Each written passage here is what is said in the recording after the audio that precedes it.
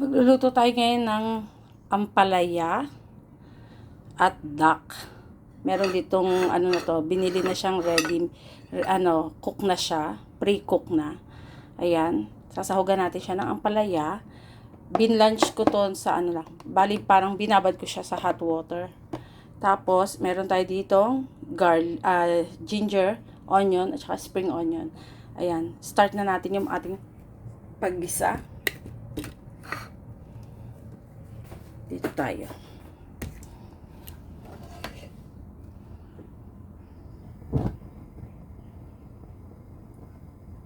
Matagal-tagal tayo hindi na nakakapag-vlog na nagluluto kasi bihira na ako magluto.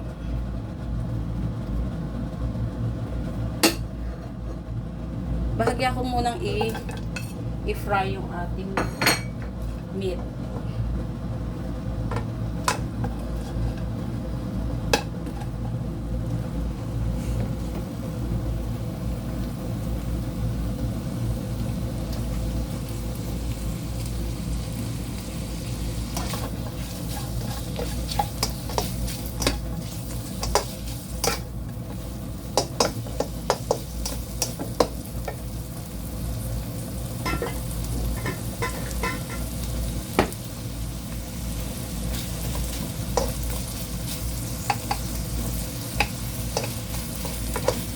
Etong meat na duck na to, pwede lang siyang i-oven mo and then, ayun na siya, roasted duck na siya.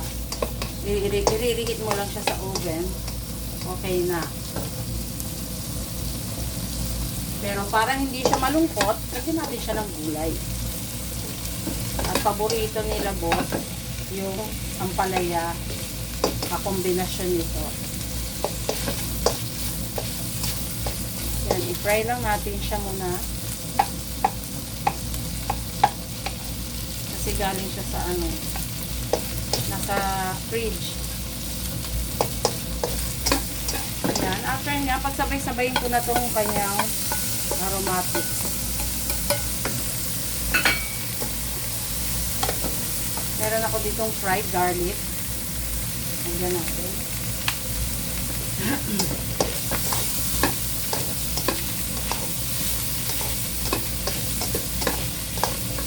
Madali lang siyang lutuin.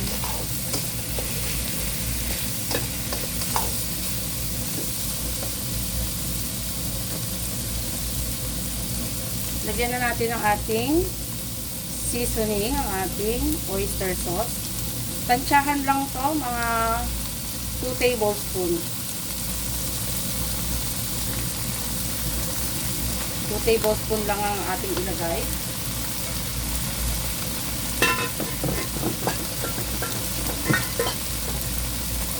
Lagyan natin ng pepper.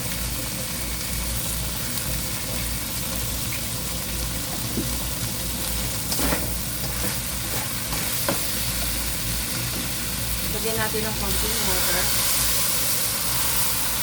para hindi siya dry.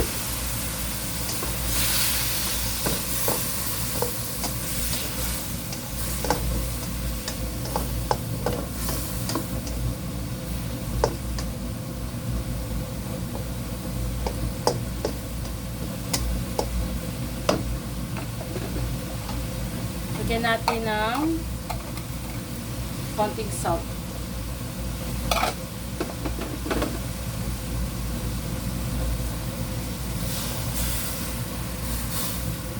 Mag-add ako ng water at ilalagay natin ang ating bitter melon or ang ating ampalaya.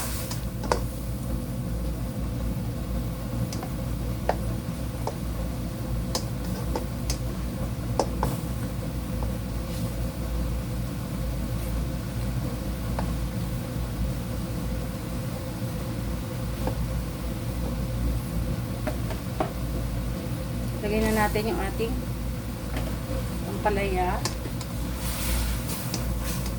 para mag-incorporate na yung kanyang lasa.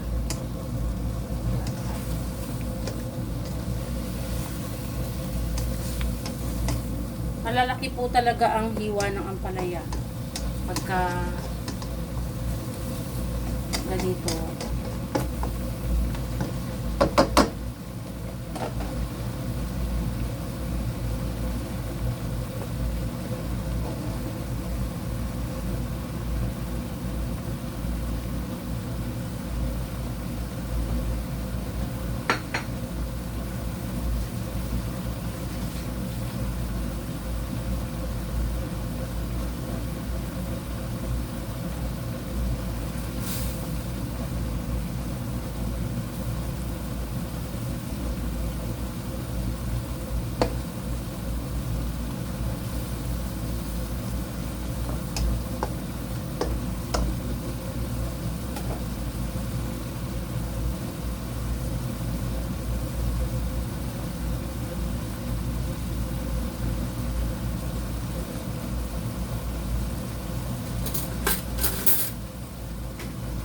Tikman natin.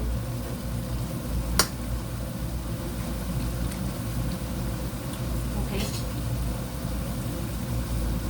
Ayan, almost ready na yung ating dish. Hintay lang natin medyo lumambot pa yung ating ampalaya. And then, ready to serve na ito, guys.